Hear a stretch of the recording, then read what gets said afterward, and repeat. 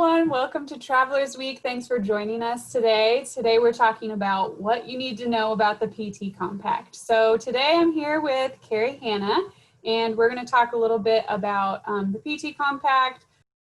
A few reasons why it was created was the increasingly mobile workforce, the need for better access to underserved areas, and with that, the expanding use of telehealth, especially now given COVID-19 considerations. So with that, I'll pass it over to Carrie to introduce herself, and we'll ask her some questions about the Compact.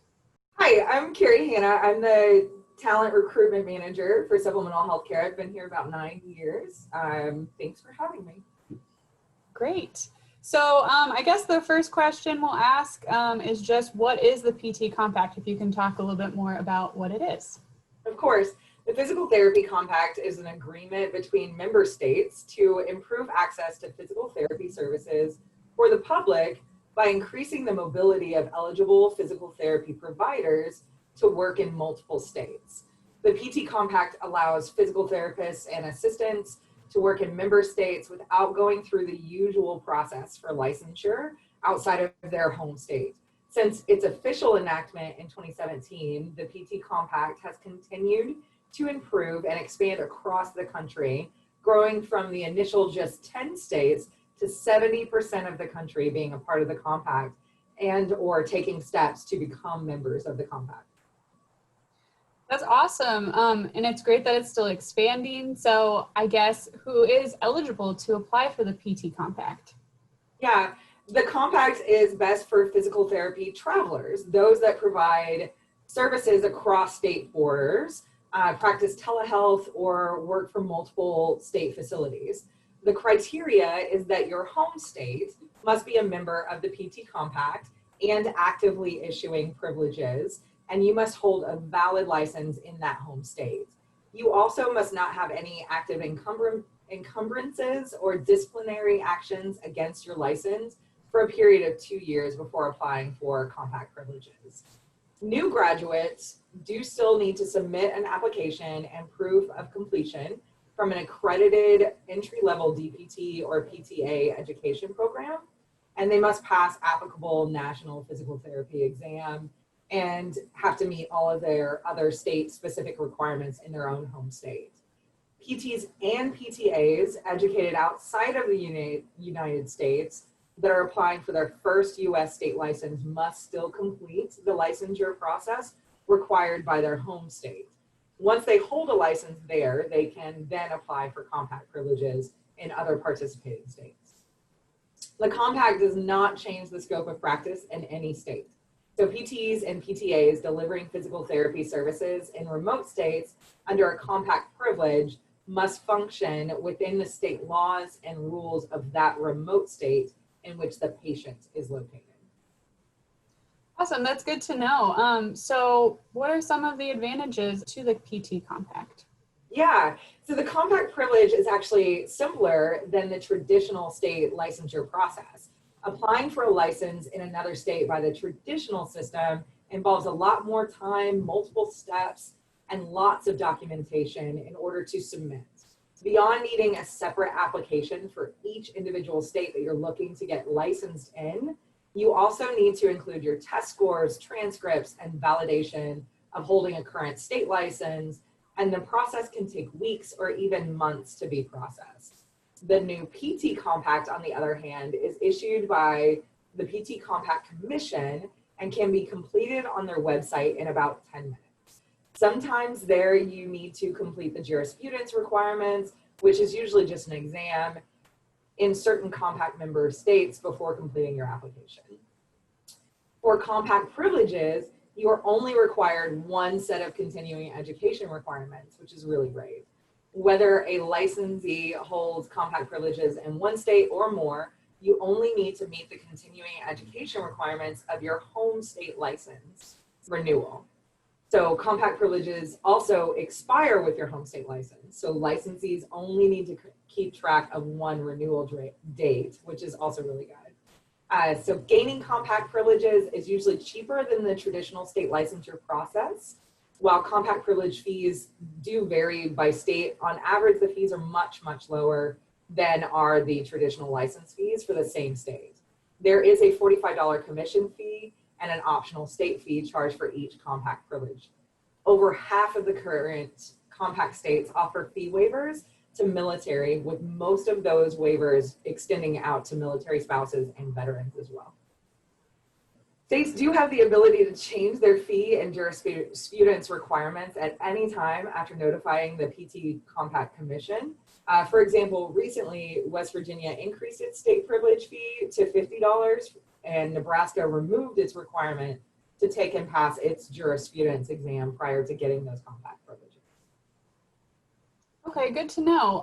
So you kind of talked about some of those states, and that all seems like pretty good news for PTs and PTAs looking to cut down on fees and time just to be able to travel. So what other states are participating in the compact, and are there some that are still considering joining?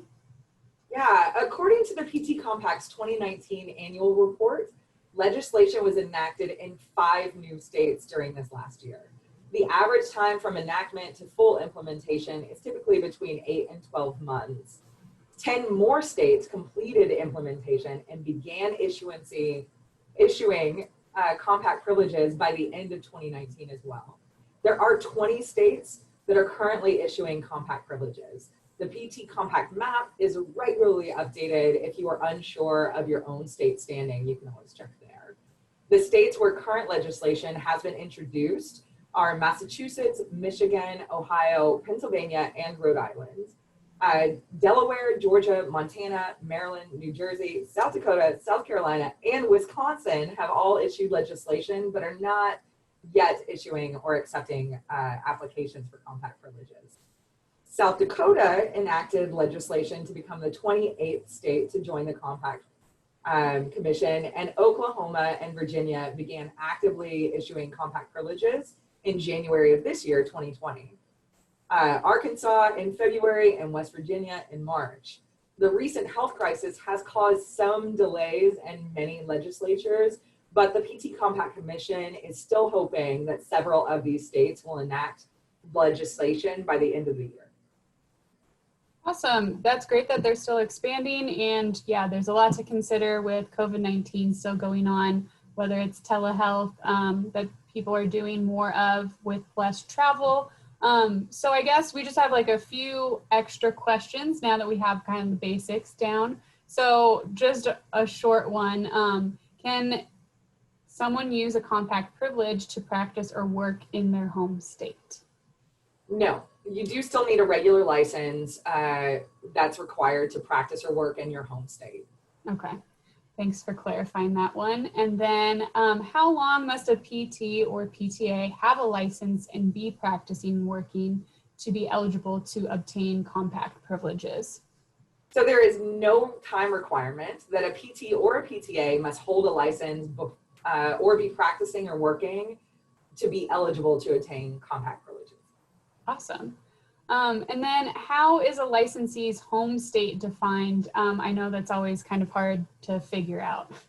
Yeah, according to the commission rules, a licensee's home state is defined as the person's true, fixed, and permanent home, and is the place where that person intends to remain indefinitely, and to which the person expects to return if absent without intending to establish a domicile elsewhere. Special exceptions to this rule are provided for active duty military and their spouses. You will be required to provide your driver's license information as primary confirmation of home state residence. Additional proof of residency may also be requested by the commission if they think it's necessary. Okay, so you mentioned active duty military and military spouses. So how do they determine the home state in that situation? That's a really great question. So it is different for military households, like most things. According to the commission rules, for the purpose of the PT Compact only, active duty military and their spouses may define their home state as one of the following things. So they can use their home of record, which means the military personnel's state of legal residence on record with the military, or they can use their PCS, or permanent change of station, meaning the state of the duty station noted in the active duty military personnel's PCS orders, or they can use their state of current residence, which means the state in which the active duty military or spouse is currently physically residing. If active duty military or spouse is selected during the online process, the individual will be required to submit proof of military service to the commission. Yeah, thanks for answering those additional questions. And I think we kind of covered the basics. So if anyone has any questions, feel free to comment on this video and we'll try to get you those answers. If you do have other questions though, you can always go to the ptcompact.org to get more information. And then we also do some blog updates every once in a while, just talking about newly added states and just kind of the situation that's going on, like right now with COVID. So subscribe to our blog and we'll be sharing more information out this week. And then look forward to some more information and content that we'll be putting out next month for PT month. If anyone's interested in learning more about teletherapy, we do have a session that's with one of our partners, .com Therapy, that can give you a little more information on getting started with telehealth and teletherapy. So be sure to check that one out as well. Thanks again, Carrie, for joining us. Thank you.